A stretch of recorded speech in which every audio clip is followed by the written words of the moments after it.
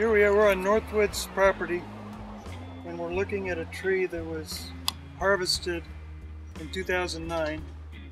Most of the time when you're reforesting, a lot of the maple stumps grow foliage like this, and a lot of times we use, or we don't, but a lot of people use chemicals to kill the foliage before they plant the new baby fir trees, which is what we plant here for our timber crop.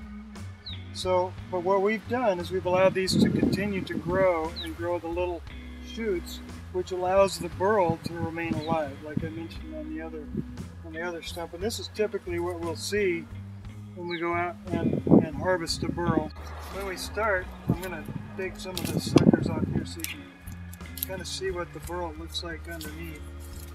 We've actually identified a lot of these burls prior to this so that we know, where they are and how we can access them, and then we can come back and uncover them when we have time to harvest.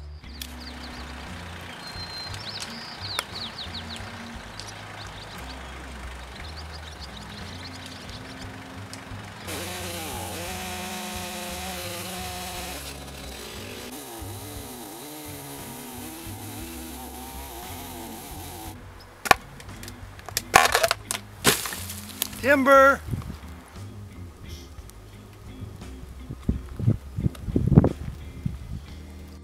Okay, so what we have here is a piece of big leaf maple. This is locally harvested.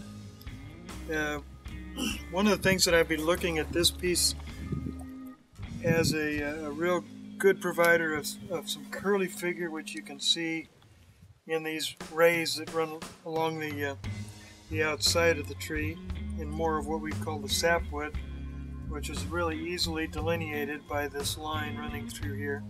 You can see the growth rings going up here. They're quite wide and conspicuous, but this particular tree is an old growth maple.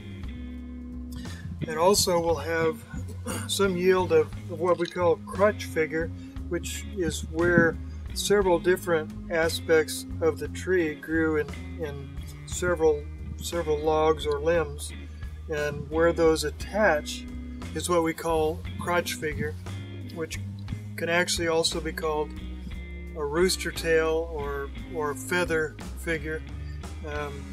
Captured correctly, it really is quite spectacular.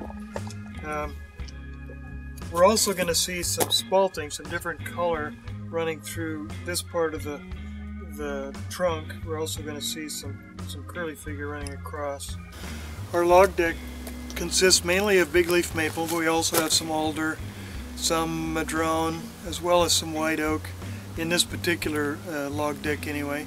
And what we do, these logs have been harvested off of our farm here, about of 80 acres, and most of this is what we would call our higher figure logs, and from this we convert it to 8 feet from the longer lengths. Some of these logs can be 30-40 feet long, and then over here to the other side of the deck here we have some 8-footers that are, or 10-foot maybe, that have been converted from the bigger logs so that we can handle them on the mill, and they fit well in our warehouse. So that's just kind of why we cut them to that length. A lot of times, they can be cut to longer lengths, but for our use, 8 feet seems to work pretty well. And then over here we have a wood miser, LT40 mill, that is an exceptional product. Exceptional mill for exactly what we need for our operation. We bring the log into the loader here, and then this loader lifts it up onto the deck, which positions it so that we can start cutting the log into an 8-foot, 10-foot length.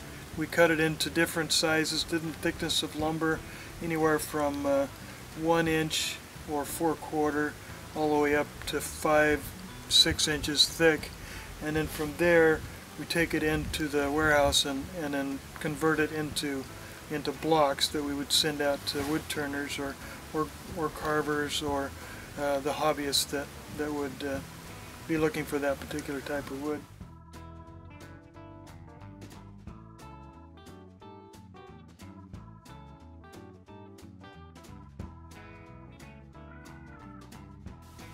So here's our chop saw. When Les brings in the lumber form of wood from the mill, it gets put here and processed into more lumber, turning blanks, all kinds of shapes and sizes. So every block that we make for turning, we end wax, and this is liquid paraffin. You can see the fiddle back there. We wax the ends where the moisture leaves, and a bit on each side, and this keeps the moisture in and lets it dry very slowly. Most turners prefer green wood. If a block were not waxed, this is what it would do. It would crack horribly and be unusable for anything but firewood.